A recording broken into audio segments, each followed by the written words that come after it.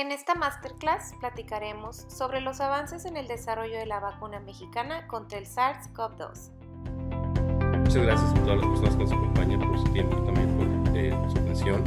Como saben, el Instituto Hugo Stefano es la entidad que formamos en este momento de emergencia para poder reunir todo, pues un equipo multidisciplinario de universidades, centros de investigación, laboratorios que nos permitan poner en marcha un plan, ¿no? Lo que es un plan de desarrollo clínico de una vacuna nacional.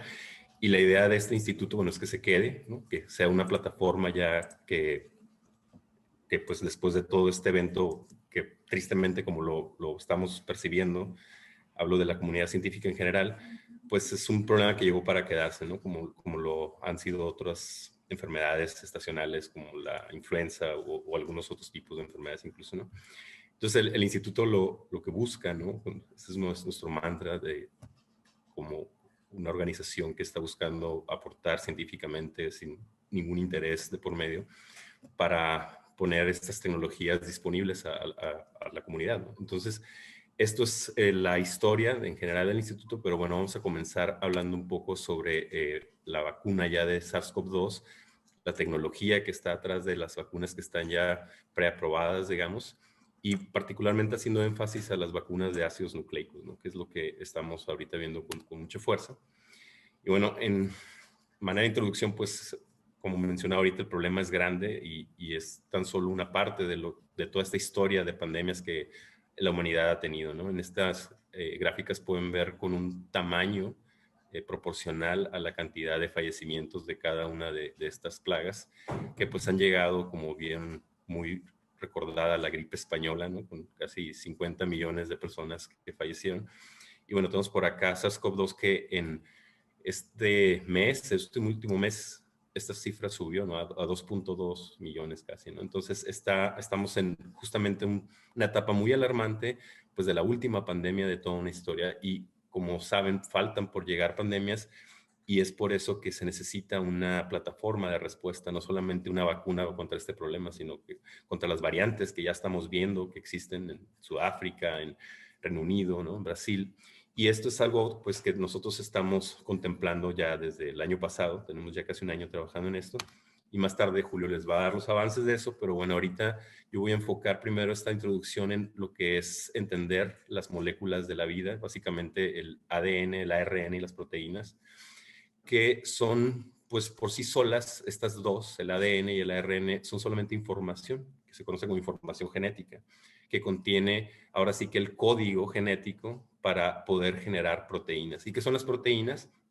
Son como nanomáquinas que sirven para transformar moléculas como las enzimas. Son también estructurales como el pelo, la queratina, la piel, el colágeno. También tenemos proteínas que nos defienden de organismos como los mismos anticuerpos que ya ahorita están de moda en el léxico de toda la población, al igual que estas palabras ADN, ARN. Bueno, las proteínas son básicamente el resultado de estas moléculas que van a generar estas estructuras que ahora podemos ver aquí un poco más a detalle.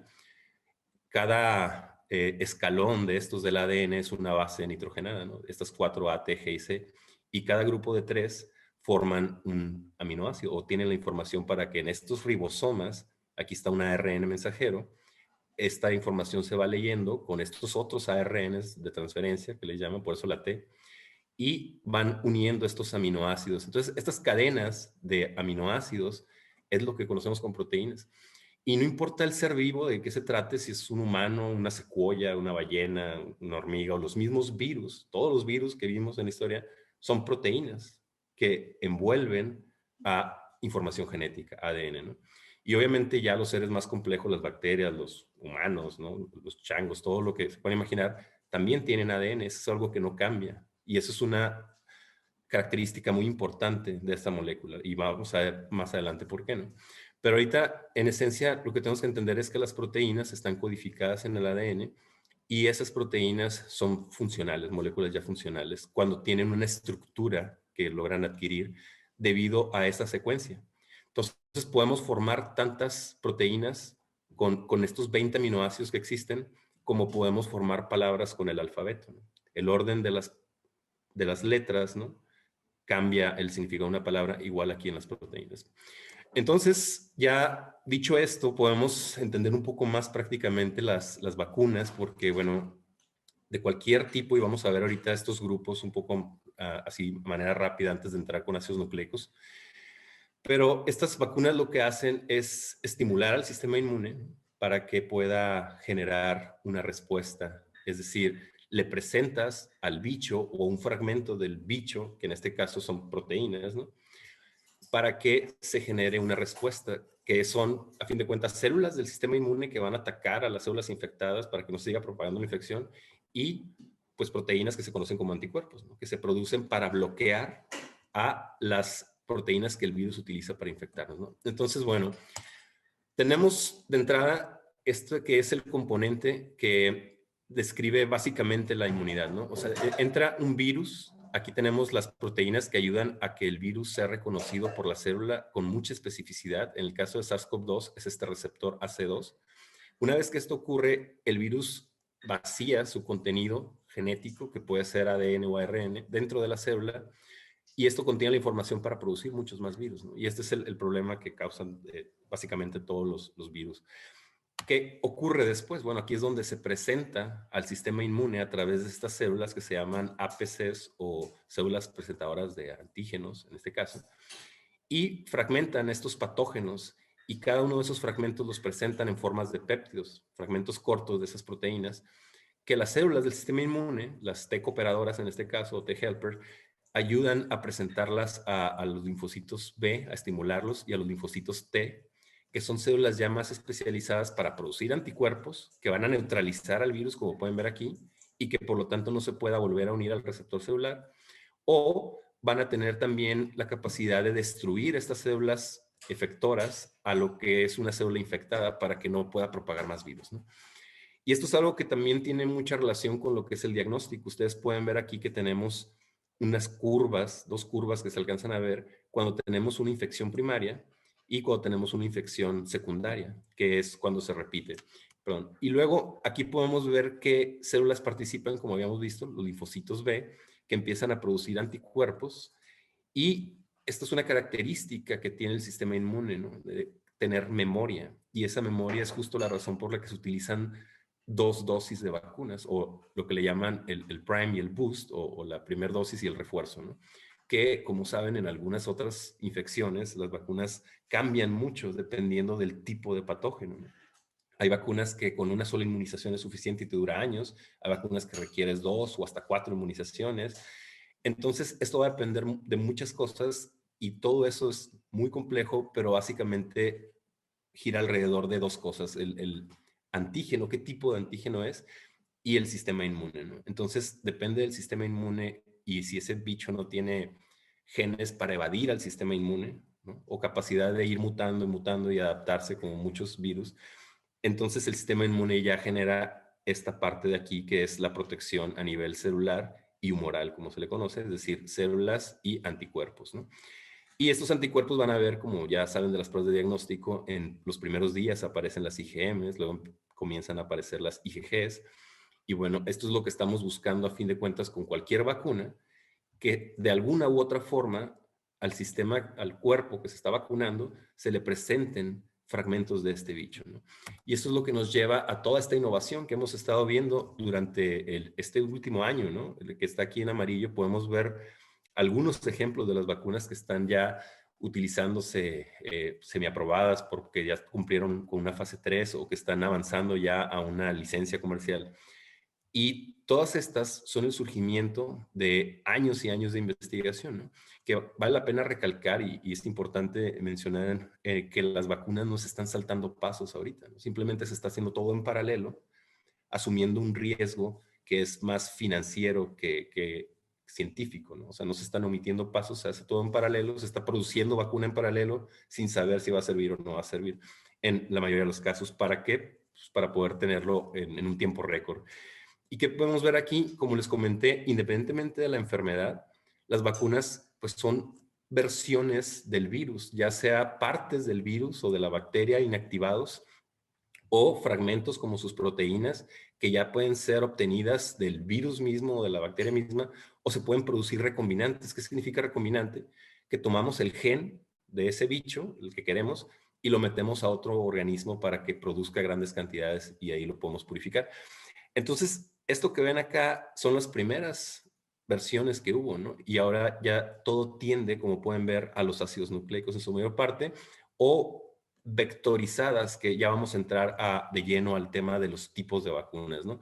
Pero ahorita esta solamente es una forma de ver históricamente cómo este año fue, pues, histórico, ¿no? Definitivamente va a pasar a la historia como el año donde más vacunas se desarrollaron. Y bueno, como les comentaba, podemos clasificarlas en estos 4 grupos. Podríamos decir las vacunas de virus, que tienen que producir al virus mismo y después inactivarlo.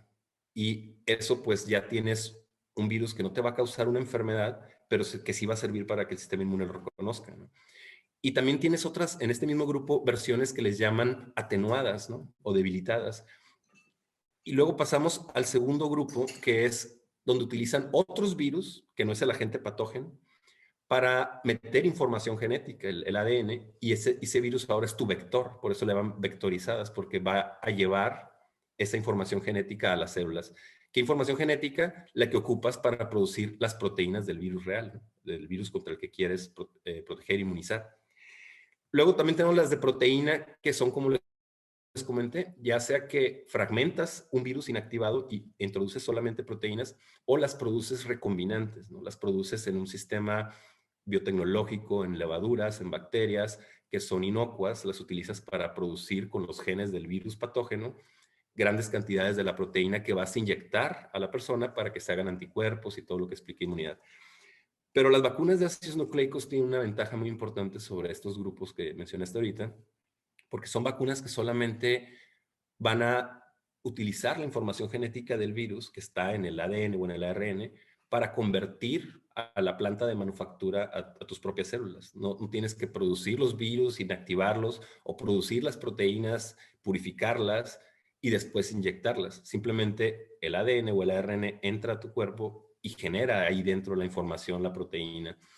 Entonces, bueno, viendo un poco más a detalle y algunos ejemplos, está Sinovac, por ejemplo, que es un virus, el virus del SARS-CoV-2, crecido en cultivo celular e inactivado, ¿no? Con agentes químicos para poder administrarlo a las personas y que generen esta inmunidad.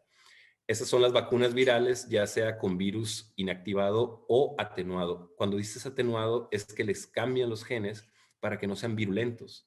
Entonces crecen, los virus se propagan, pero no pueden replicarse muy rápidamente. Entonces le da mucho tiempo al sistema inmune de trabajar. Y bueno, tenemos también lo que es esta otra que mencioné, que son las vectorizadas, que utilizan otro tipo de virus. En este caso tenemos virus de chimpancé, adenovirus 26, adenovirus 5, que son los que están utilizando muchas vacunas, como los ejemplos que están aquí, ¿no? La de AstraZeneca y Oxford, la de CanSino también, la rusa, Sputnik, están utilizando ya sea un adenovirus para el primer boost o el mismo para los dos, ¿no? Entonces usan, en el caso de los rusos, la AD5 y después el AD26 en la segunda dosis. Las otras usan solamente las dos dosis, usan la misma, por ejemplo. ¿Por qué? Bueno, porque una de las desventajas que tiene este tipo de tecnología es que tú puedes tener inmunidad existente contra estos vectores virales, porque el adenovirus pues abunda en la naturaleza, ¿no? Nos infectan muchos adenovirus. Entonces, si ya tenemos el sistema inmune, anticuerpos contra estos virus, que son inofensivos, estas versiones en particular, pues bueno, no puede el virus llegar y entregar el ADN, la información genética para estas vacunas, ¿no? Entonces, bueno, el otro caso que les comentábamos también, las vacunas recombinantes o de proteína, que están hechas a partir de subunidades del virus que purifican ya después de inactivarlo, o como les comento, recombinantes, ¿no? Toman el gen, lo meten en una bacteria y esa bacteria o esa levadura produce, o esa célula de mamífero produce muchas cantidades de proteína. Tal es el ejemplo pues de estas vacunas que están viendo acá, ¿no? COVAX, Novavax. ¿Y qué podemos mencionar al respecto? Las proteínas son moléculas que se tienen, como vimos al principio, que producir y purificar.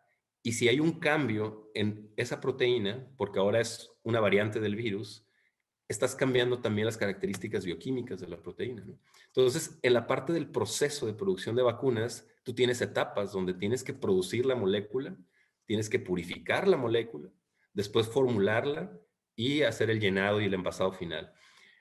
Todo esto en las vacunas de ácidos nucleicos no cambia, ni siquiera la purificación, porque las moléculas de ácidos nucleicos, ya sean ADN o ARN, tienen, independientemente de su secuencia, tienen la misma carga negativa y se pueden purificar solamente con una cromatografía, a diferencia de las proteínas que requieren cada proteína un tren de purificación único, con características y condiciones únicas. Entonces, cada vacuna nueva que vas a hacer contra nuevos patógenos va a requerir mucho tiempo y costo en optimizar ese proceso e incluso puede cambiar el rendimiento. Si en una vacuna A estás produciendo muchas dosis por año, puede que al mutar el virus, esa nueva mutante no se produce tan fácil, no se purifica tan fácil y tiene menor rendimiento, ¿no? Esto es algo que no pasa con las vacunas de ácidos nucleicos, ¿no? Que como comentábamos, pues ya hay muchas también, y Inovio es de las más avanzadas, pero están también todas estas de ARN, que son las de, bueno, los otros tipos de ácidos nucleicos. Y ambas tienen algo en común, ¿no? Que tienen la información genética para producir la proteína una vez que entre esta proteína a lo que es la célula. ¿Cuál va a ser la diferencia central de esto? Bueno, el ADN son moléculas circulares, plásmidos, que llegan hasta el núcleo de la célula para transcribirse, a fin de cuentas, en lo mismo, en ARN, que es el que va a hacer el trabajo, ¿no? Entonces, en este caso, tiene ventajas en cuanto al proceso de producción, porque como han escuchado, pues no requiere esta cadena de frío, como es una molécula que a temperatura ambiente puede durar un año comparado con esta, ¿no? Que dura 30 días en refrigeración o menos incluso, o tiene que estar transportada a menos 80 grados, ¿no? Entonces, esto es una diferencia importante también. El ARN tiene que estar por esas características microencapsulado, ¿no? Y son variantes que hay en tanto Moderna como lo que es en biotech, ¿no? Y estas compañías, pues lo que están haciendo es cada quien con su estilo, la molécula, ¿no? Y cada quien está generando un microcarreador distinto, pero están usando la misma proteína, la información genética para la misma proteína, ¿no? Tanto Moderna como Pfizer con BioNTech, ¿no? Y en las de ADN también hay variaciones. Hay personas que están usando toda la proteína Spike o una región, como es nuestro caso del Spike, porque eso tiene también implicaciones en lo que es la seguridad. Al igual que estos microencapsuladores, pues son moléculas adicionales que estás agregándole a la vacuna, ¿no? ¿Y cómo funcionan? Bueno, hemos visto que Inovio utiliza electroporación, dispositivos patentados propios de la compañía que han desarrollado específicamente para incrementar la tasa de transfección, la eficiencia de transfección, es decir, cuántas células reciben el material genético, por lo tanto vas a tener muchas células produciendo el antígeno y pues un mejor efecto en la vacuna. Y también vemos pues el caso acá de Moderna o las compañías que utilizan ARN, en todos los casos están utilizando microencapsulación, como les comentaba. Estas son partículas o nanopartículas lipídicas de distintas características que lo que hacen es encapsular la molécula para protegerla de la degradación y poder hacer lo mismo, ¿no? Que les explicaba, que llegue la molécula, es traducida, se genera la proteína y la proteína se puede secretar o intracelular, pero ahí ya es suficiente para que el cuerpo actúe el sistema inmune, ¿no? Tanto anticuerpos como células del sistema inmune. Y algo importante aquí es la diferencia entre estos microcarriadores puede ser importante. Por ejemplo, lo que puede hacer que Moderna tenga temperaturas de menos 20 comparado con Pfizer, que tiene temperaturas de menos 80 para estabilizar su vacuna, ¿no? Y bueno, aquí un poquito de historia, nada más de las compañías que estamos hablando, de las vacunas de ARN.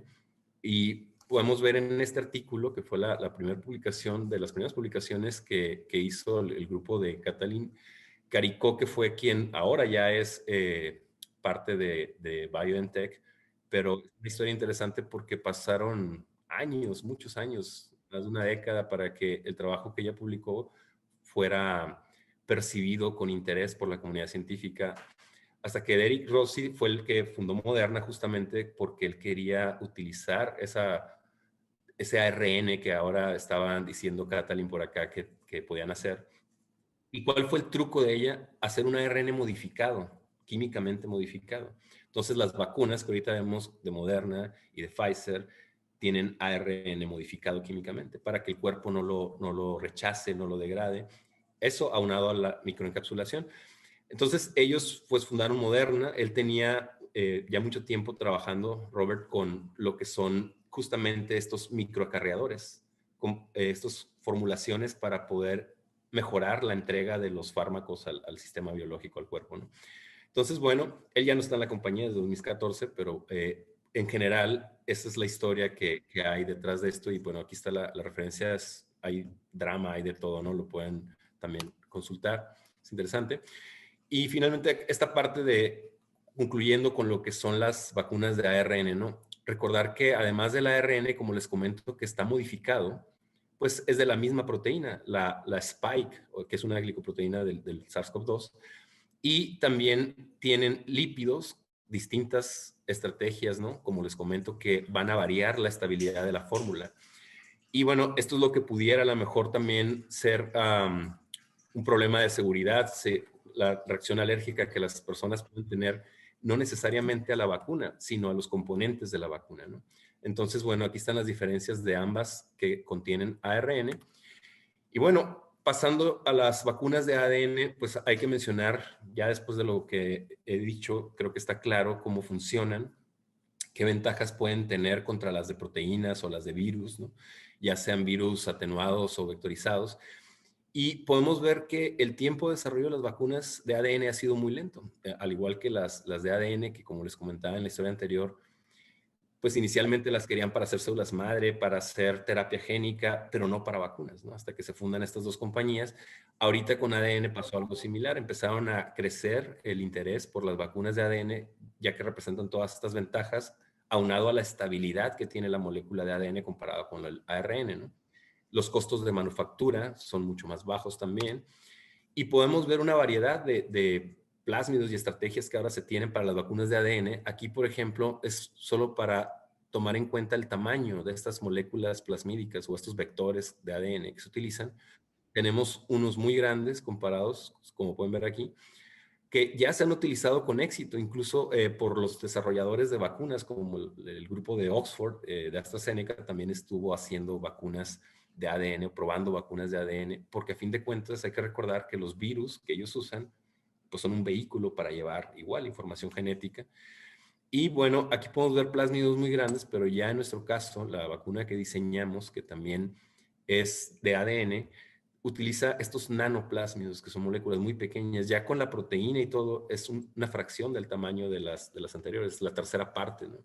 Y esto tiene implicaciones importantes porque estamos justamente evitando microencapsularlo o formulaciones muy complejas que puedan incrementar el costo, bajar la capacidad de manufactura o incluso generar efectos secundarios, ¿no? Entonces, esa es la característica principal de la vacuna que decidimos desarrollar, basada en ADN, por esas ventajas, y además con la formulación más simple que pueda existir, ¿no? Que es solamente solución salina.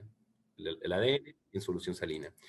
Y esta molécula, además de que está usando el mismo antígeno que hemos visto que es eficaz en otras vacunas, que es la Spike del SARS-CoV-2, es una plataforma que nosotros, además de este antígeno ya probado, bueno, el nanoplásmido, la plataforma, el cascarón del vector, ya se ha evaluado en 14 estudios clínicos, tanto en Estados Unidos como en Europa, donde demostró también ser segura, no solamente efectiva, para otras enfermedades, ¿no? Como cáncer, alergias, ¿no?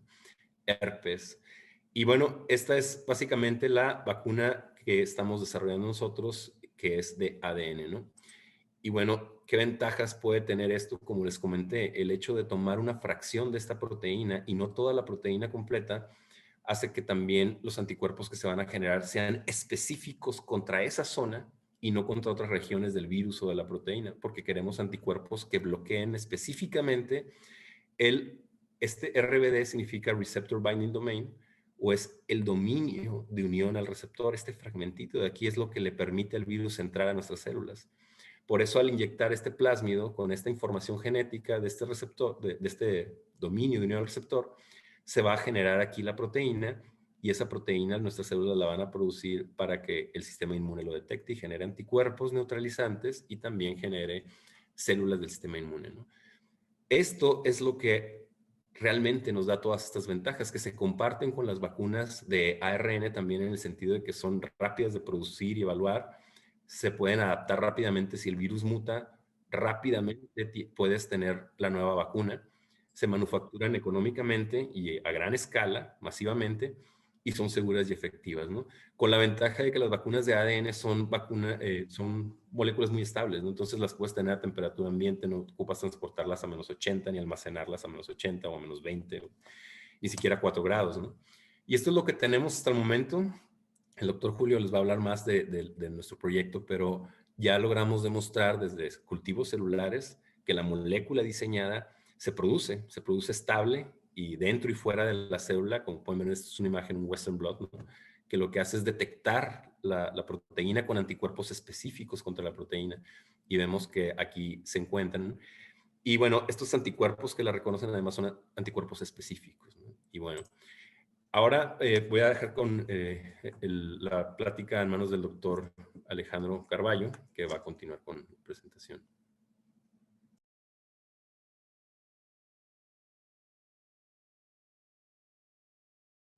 Estás en mute, Alejandro. Me dices si no puedes... Déjame ver.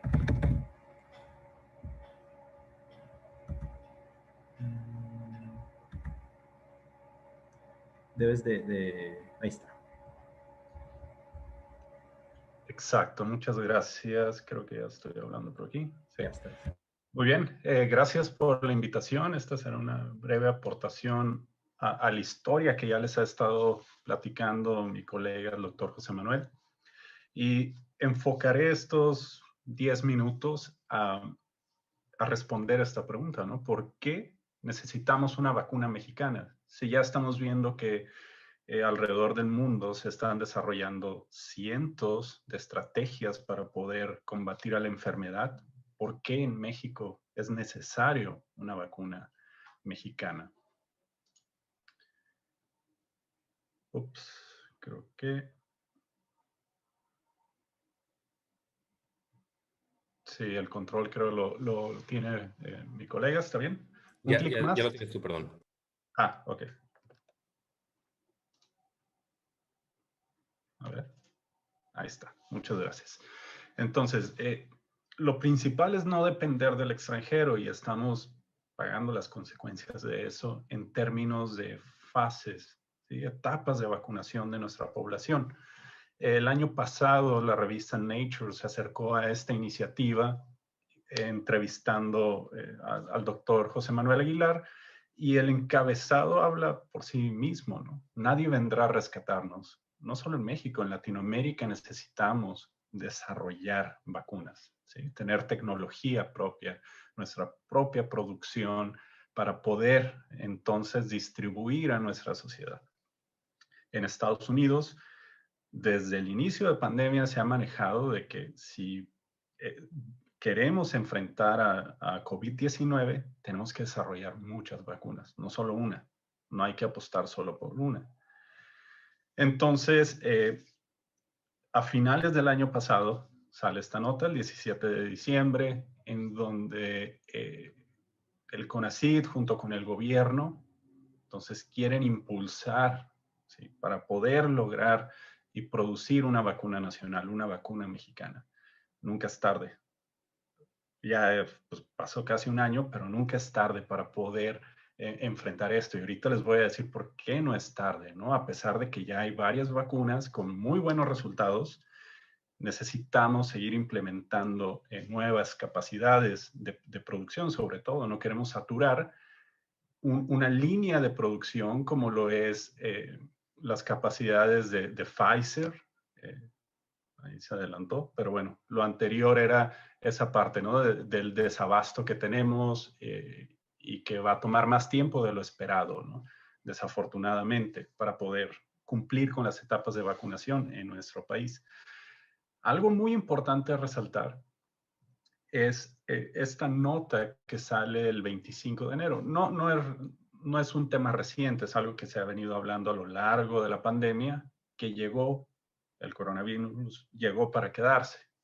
Y un ejemplo que tenemos pues, a la mano que hemos vivido literalmente año tras año, son estas gripes estacionarias por la influenza. ¿Sí? Entonces, nada más para hacer una pequeña comparación estructural y también de algunas características, el tamaño vendría siendo como el doble en términos del componente genómico, de la información genética que tiene un virus y del otro.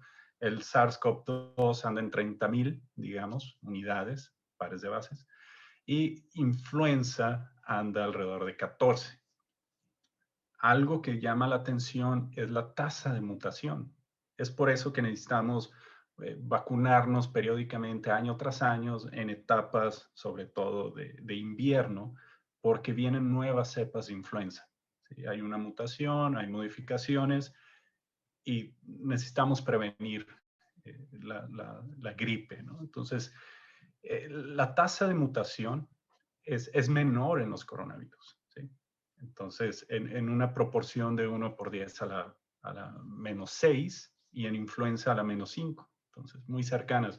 Pero lo que hemos discutido en el interior del grupo es el periodo de incubación y sobre todo esta característica asintomática de las personas. Somos incubadoras, ¿sí? Somos prácticamente por 14 días, bueno, entre 4 y 14 días, permitimos incubar ese virus, coronavirus, y que se dé tiempo para estas mutaciones, que se adapte el virus, uno, a evitar nuestro sistema inmune, o dos, ser más virulento, poder infectar entre más carga viral, más rápido, entre otras características.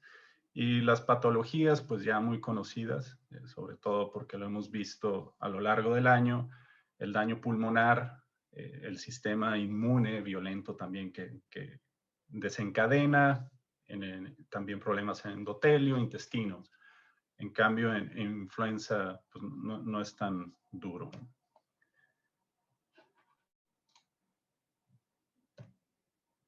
Ahí está. Entonces, continuando con esta parte de que por qué no vamos tarde, por qué no hemos parado a pesar de que llevamos casi un año con esta iniciativa, ¿no? Es porque seguimos estudiando la enfermedad y hay evidencia que los anticuerpos que neutralizan a la infección, después de la infección, persisten alrededor de 6 meses. ¿Sí? Hace rato el doctor José Manuel perfectamente explicó ahí los piquitos de primera infección, segunda. Entonces hay una disminución de esos anticuerpos, ¿no? Entonces es necesario realizar un refuerzo de vacuna. Entonces no vamos tarde porque podemos llegar a un esquema de una segunda etapa de inmunización, ¿no? Ahorita en esta primera que se está dando con la cepa del 2019. Ahorita les hablo un poquito de eso. También las reinfecciones aún son poco frecuentes, pero ya están ocurriendo. ¿Sí? Los virus de esta familia suelen infectarnos estacionalmente. ¿Sí? Y lo que mencionaba de la posibilidad de requerir reinmunizaciones periódicas. Entonces no vamos tarde porque necesitamos una vacuna mexicana para poder reaccionar y no depender en una segunda, tercera etapa, ¿no? De las siguientes cepas que se van a presentar o que se están presentando.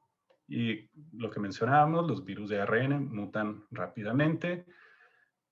En este esquema se observan la cantidad de anticuerpos neutralizantes descritos y sobre qué parte del virus, ¿sí? En qué parte atacan o hacen ese bloqueo de la sección. Y el 99.5% de los anticuerpos descritos van sobre la proteína spike, la espícula, la que le da esta característica de una corona, ¿sí? A los picos. Por ahí hay en la nucleocápside, etcétera, pero es evidente que hay que concentrarse en la proteína spike para poder neutralizar al virus. Esta proteína spike es un trímero, son 3 unidades, y de esas 3 unidades, nada más para resaltar que en la RBD, como bien dijo el doctor Aguilar, es el dominio de unión al receptor. Es prácticamente lo que se une a nuestras células. esa parte es la que hay que bloquear para que no se una, por lo tanto, que no nos infecte. Y ahí es donde se centran los anticuerpos descritos. Esta pequeña publicación que les muestro por aquí es de abril, publicada en julio. En aquel entonces las variantes que andaban circulando no implicaban un problema para los candidatos a vacuna, ¿sí? Pero por ahí empezó una variante, una mutante, que en la posición 614 hubo un cambio. Esos bloquecitos, esos aminoácidos, hubo un pequeño cambio que a continuación les muestro de qué se trata. Y estas son las vacunas líderes en aquel entonces y de hecho ahora, que no son afectadas, ¿sí? A pesar de que es en la proteína Spike, esta mutación no afecta la eficacia de estas vacunas. Entonces, las mutaciones del virus, en el New York Times, por ejemplo, en abril del año pasado, mencionaban que las mutaciones son lentas, ¿sí? Despacio. Y que eso, ¿sí? Quiere decir que va a tomar varios años para que entonces nos preocupemos, pero en realidad pasaron semanas, meses, ¿sí? Para que esta mutación dominara, ¿sí? Las infecciones. Ahora, en lugar de un ácido aspartico, de una D, de ese aminoácido, hay una glicina, una G. Y como se observa en la imagen, hay más carga viral, ¿sí? Hay más la magnitud de infección, ¿sí? Y sí. Entonces, esa misma mutación, ¿por qué ahora es más, por qué predomina, ¿no? Por la razón de que hace rato les mencionaba que era un trímero, 3 pedacitos ahí, 3 proteínas, y al parecer ese segmento es lo que le permite aflojar, ¿sí? Que se pueda abrir este pico. En esta imagen donde hay 3 figuritas, del lado izquierdo nada más hay, por ejemplo, si el trímero son estos 3 dedos, 1 abierto, 2 en el medio o 3. Si los 3 están abiertos, aumenta, ¿sí? La infección. Por lo tanto, esa mutación permite que se abran con mayor facilidad. Por eso esa adaptabilidad de esa mutación. A finales del año pasado, en Reino Unido surge esta mutación. En todas las noticias empiezan a sonar las alarmas y una semana después en Sudáfrica también. Hace una semana, el 15 de enero, entonces ya se está hablando que se va a requerir de actualizaciones de las vacunas. Todavía en búsqueda de evidencia. El 21 de enero ya hay un poco de evidencia relacionada a esto. Previo, la de Pfizer y Moderna hicieron sus pruebas y no había ningún problema.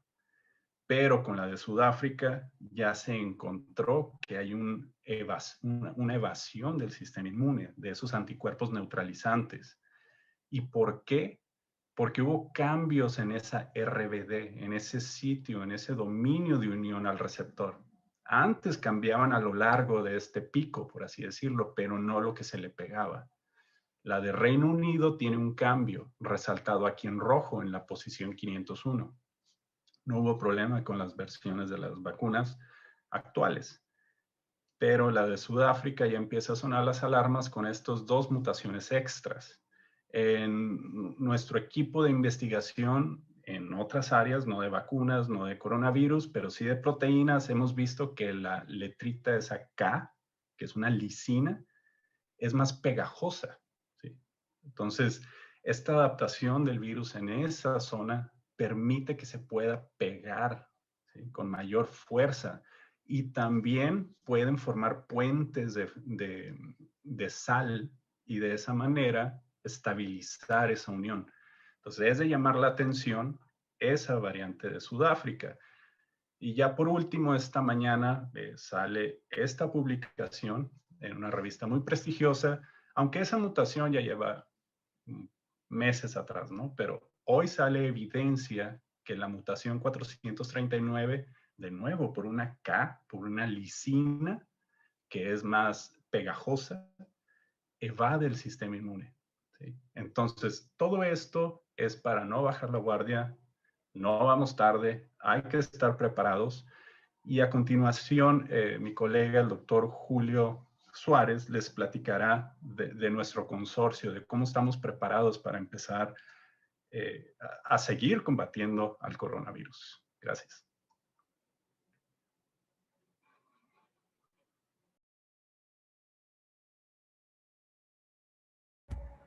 Creo que no puede quitar mute Julio.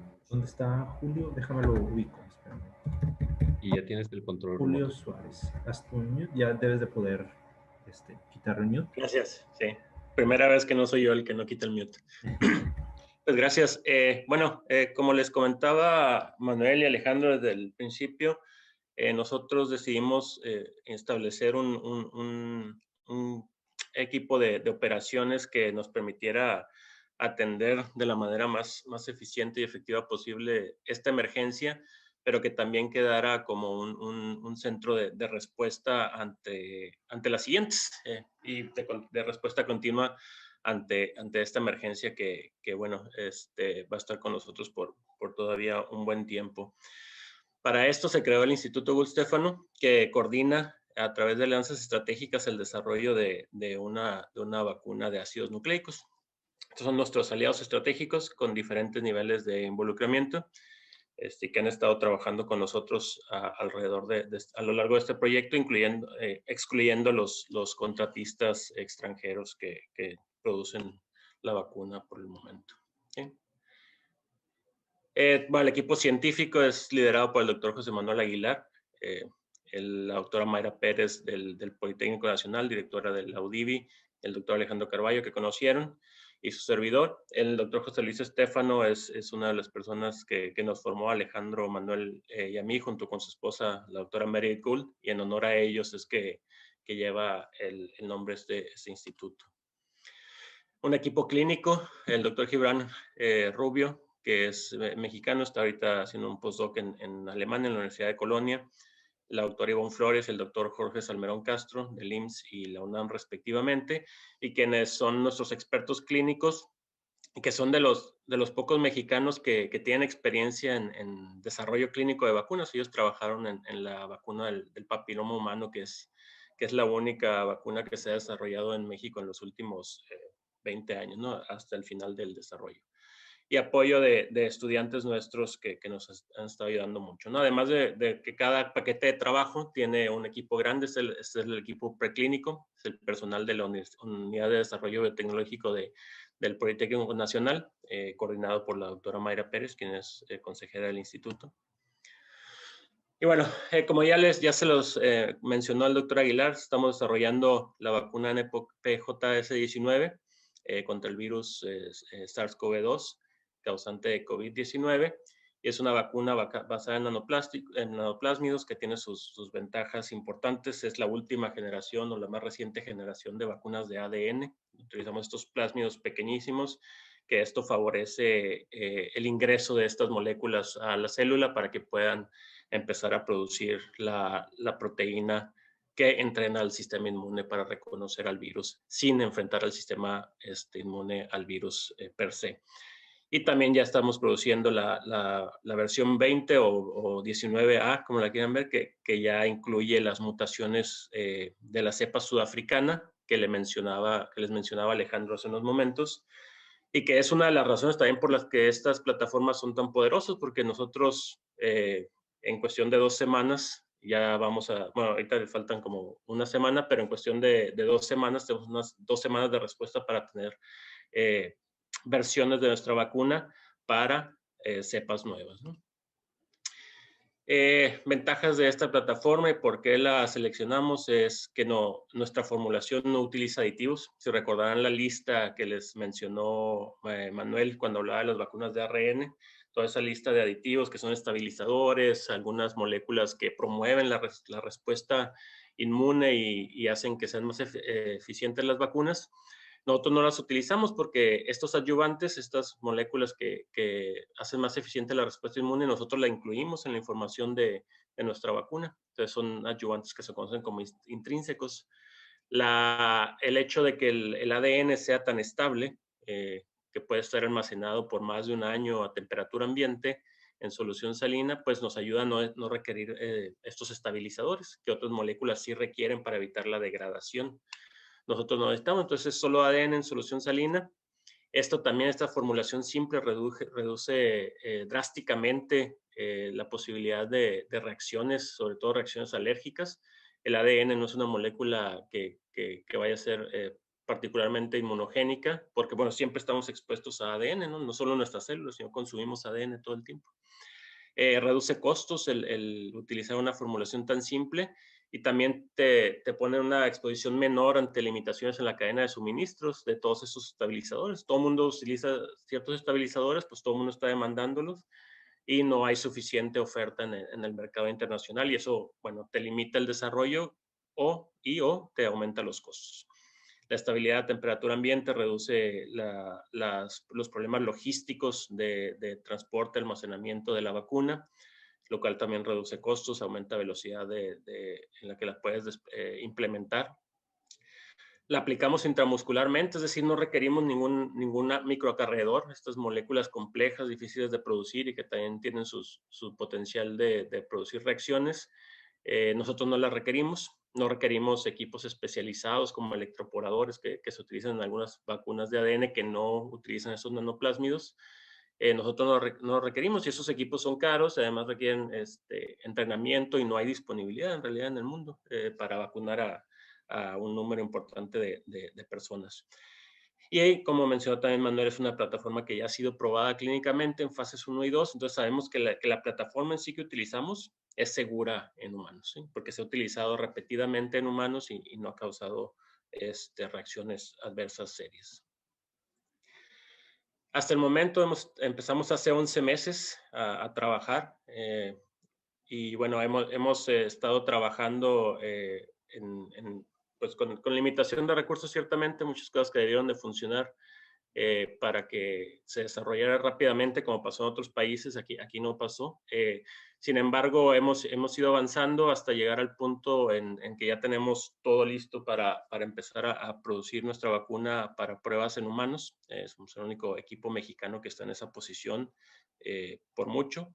Parece lento en comparación con otros países, pero en realidad es bastante rápido para la cantidad de recursos y la preparación y disposición que se ha encontrado aquí en México, ¿no? Entonces tenemos todo lo que es un Master Cell Bank que requieres tener tu banco celular, donde tienes bien caracterizada la cepa, en este caso de E. coli, que se produce, sabes exactamente qué cepa es, cómo está compuesta, siempre utilizas esa cepa, porque tú tienes que demostrar que lo que produces, no importa dónde lo produzcas, siempre es igual, son iguales unos a otros, y para eso utilizas las mismas células.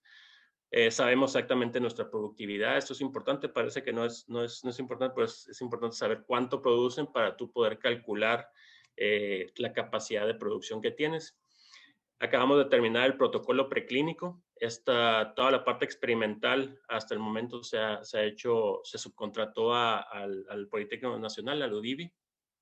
Se hizo el protocolo preclínico en grupos de ratones.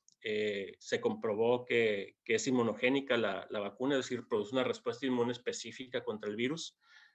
Los anticuerpos que producen estos ratones que tienen una respuesta inmune son neutralizantes, es decir, impiden que el virus SARS-CoV-2 ingrese a la célula y eso es lo que buscamos. Y con este protocolo identificamos la dosis óptima en ratones, que es la que estamos utilizando ahorita para establecer cuáles son las dosis que se van a utilizar en humanos en las fases clínicas. Tenemos ya un convenio de producción listo con una empresa de Estados Unidos, que es uno de nuestros aliados, que se llama Cytovance. Solo están esperando que les paguemos. Este es nuestro protocolo preclínico, es un protocolo que fue diseñado en coordinación y estricto seguimiento con COFEPRIS, que es el organismo que en México aprueba. Esto es importante porque todo lo que se ha hecho cumple con la legislación mexicana y con lo que COFEPRIS quiere para poder aprobar una fase en humanos, ¿sí? Entonces, todo está hecho con buenas prácticas de laboratorio, es un desarrollo que es válido aquí en cualquier parte del mundo y esto es importante. Otros grupos quizás no lo hicieron porque no están acostumbrados a trabajar de esa forma. y es un protocolo muy robusto donde se les da seguimiento a reacción inmune, pero también a toxicidad en diferentes órganos, marcadores, histopatologías. Probamos diferentes dosis con diferentes composiciones de la vacuna para encontrar cuál es la que tiene la mayor posibilidad de ser efectiva en humanos. Bueno, estas son las pruebas. Los estudios son también en animales son ciegos. Por lo tanto, solo podemos hablar de dosis. Nosotros ya conocemos a qué se refiere cada una, pero no lo podemos divulgar. Entonces, tenemos aquí las respuestas, el porcentaje de ratones de cada grupo de dosis que respondió ante la vacuna, es decir, que produjo anticuerpos específicos contra el virus, en este caso la RBD, que es lo que tiene nuestra vacuna. Y lo importante aquí es decir que estos resultados son sumamente positivos, no solo porque hay una gran respuesta, sino porque al final tuvimos que utilizar una cepa de ratones que su característica es que su respuesta inmune no es muy buena, ¿sí? Sin embargo, en su momento es la cepa de ratones que pudimos traer a México, porque había una presión muy fuerte en la disponibilidad inclusive de ratones, porque hay cientos de proyectos de vacunas que están demandando ratones, y producir ratones no es algo que sea fácil, y mucho menos traerlos a México, importarlos, ¿no? Entonces esto es muy, muy positivo, la verdad. Aún más de lo que podría uno pensar. Y esta es la otra parte que es muy, muy positiva y muy alentadora de nuestra vacuna, es que estos ratones que tuvieron una respuesta inmune, pues esos anticuerpos que produjeron no son específicos, sino que impiden que el virus ingrese a la célula. Es decir, son neutralizantes. Ya todos conocemos este concepto de anticuerpos neutralizantes. Y no solo eso, sino que la capacidad de neutralización es idéntica a la capacidad de neutralización de los ratones que inoculamos 5 veces con proteína pura, con RBD pura, ¿sí?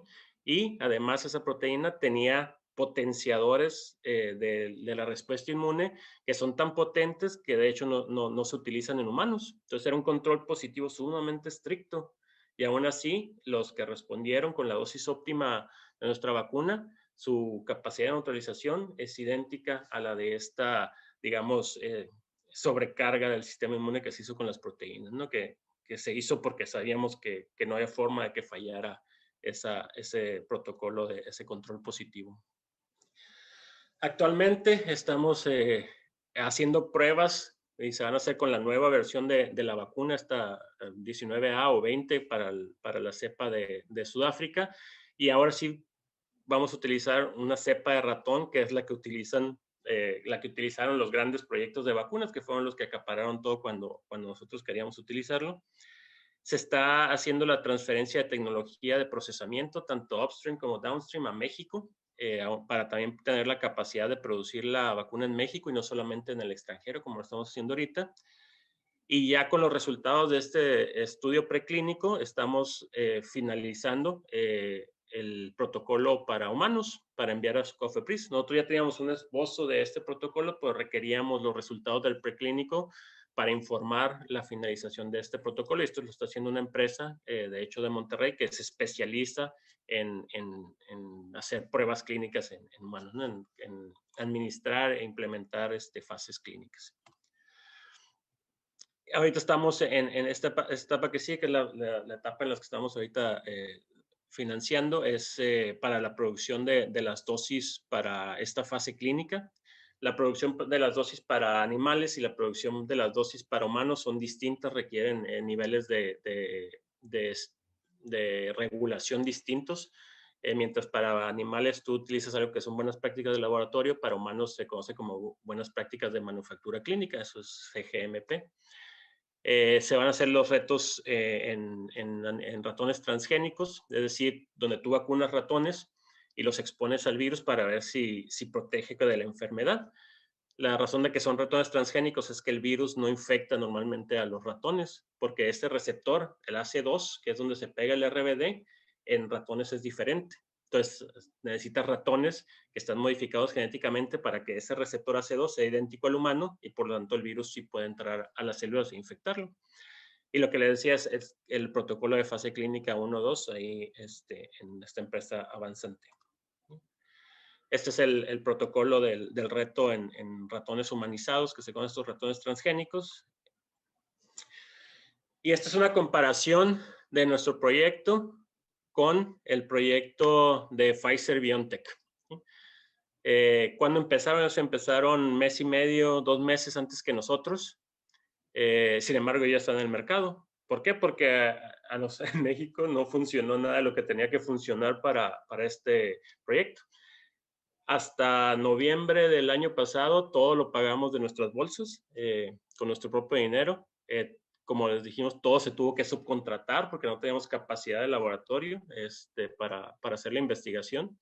Se tuvo que subcontratar y fue en noviembre que Relaciones Exteriores hizo una aportación. Bueno, antes una fundación, Rosario Campos de Ciudad Juárez, nos había donado una pequeña cantidad, un poco que conseguimos por crowdfunding, pero fue hasta noviembre que Relaciones Exteriores hizo una donación que cubre aproximadamente el 30% de lo que hemos invertido en este desarrollo, y esto ha limitado lamentablemente. Sin embargo, seguimos siendo el proyecto por mucho más avanzado en México y con miras a iniciar la fase clínica en cuanto podamos producir las dosis para humanos, que es lo que nos está limitando, ¿okay? Básicamente.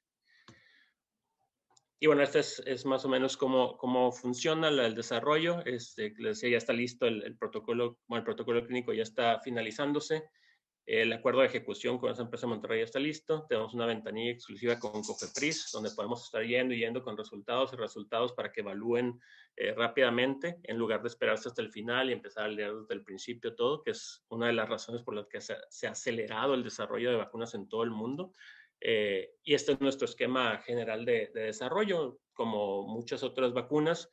Fase 1, en donde la fase 2 inicia antes de que acabe la fase 1, pero ya tiene suficientes resultados como para saber que los riesgos más grandes no existen, porque esos riesgos más grandes se presentan al principio de las fases. Una fase 2, fase 1 es en pequeños grupos de humanos, sanos, jóvenes, los que tienen más posibilidades de sobrevivir si algo está mal, en un experimento muy controlado, que son hasta internados por unos días en una sala de emergencias, se hace todo el mundo. La fase 2 son grupos un poco más grandes, ya son cientos de personas de distintos grupos de edad y se prueban diferentes dosis para ir afinando la dosis para una fase 3, que ya son en grupos de miles de personas. Y la fase 3 también inicia no al acabar la fase 2, sino cuando ya tienes resultados suficientes que descartan la gran mayoría de los problemas que aparecen en la fase 2. La fase 3 continúa y es una fase 3 inicial de 6 meses, aunque dura un año la fase 3. Y en esos 6 meses es donde la legislación mexicana e internacional históricamente permite lo que se conoce como una aprobación de emergencia. Es decir, las aprobaciones de emergencia no son nuevas para COVID, esas ya existen. Y el razonamiento es que después de 6 meses de probar en grupos grandes de humanos, es donde deberían de haber salido los problemas más graves. Y al ser una emergencia, el riesgo de los problemas que pudieran aparecer en los siguientes 6 meses es muchísimo, y la clave es muchísimo menor que el riesgo que está presentando la enfermedad que estás intentando tratar, en este caso el COVID-19. ¿Okay? Y después esa fase 3, todas las fases terminan. O sea, no hay un experimento que se deje de hacer. Todo se hace, la diferencia es que se hace en paralelo y esto aumenta el riesgo financiero, que es lo que detiene. Hay 2 cosas que hacen que las vacunas tarden tan tiempo en desarrollarse, son el riesgo financiero, que tarda mucho en evaluarse, y el hecho de que la regulación no se expedita, es decir, tú vas a COFEPRIS ahorita para un medicamento y te ponen en la fila y no le ponen especial atención, y es hasta que termines todos los experimentos, se los mandas a COFEPRIS y de aquí a que, y eso pasa a FDA y donde sea, ¿no? De aquí a que revisan todo lo que tenían antes que revisar, llegan a ti. En el caso de COVID, por ser una emergencia en todo el mundo, tú llegas con algo COVID e inmediatamente lo revisan, e inclusive les envías reportes conforme van saliendo para que ya vayan sabiendo a qué es lo que van a leer al final, ¿no? Entonces al final solo revisan ya lo que ya saben, más lo último que les estás informando, ¿no? Y eso es lo importante de entender, que ningún desarrollo de vacunas que que llegan al final, que son aprobadas, ha dejado de hacer un experimento. El único ahorro de tiempo son estos últimos 6 meses que ya se han utilizado históricamente en casos de emergencia. Y también tomar en cuenta que cuando pasan esos 6 meses, la farmacéutica o nosotros solicitamos aprobación, pasa un mes, 6 semanas, entonces ya pasó ese tiempo, se siguen haciendo experimentos. Una vez que empiezan a llegar las vacunas a la gente, pues ya pasaron 9, 10 meses de la fase 3. Para cuando nos lleguen a nosotros, pues ya pasó la fase 3 varias veces, ¿no? Entonces, en realidad no hay motivo de preocupación, no se ha dejado ni se va a dejar de hacer ningún experimento. Todos los desarrollos son idénticos en cuanto a la cantidad de experimentos y pruebas, miles y miles de pruebas se le hacen a los pacientes. Y van a ser idénticos a cualquier otro medicamento que hayan consumido en sus vidas, ¿no? Bueno, muchas gracias por la atención.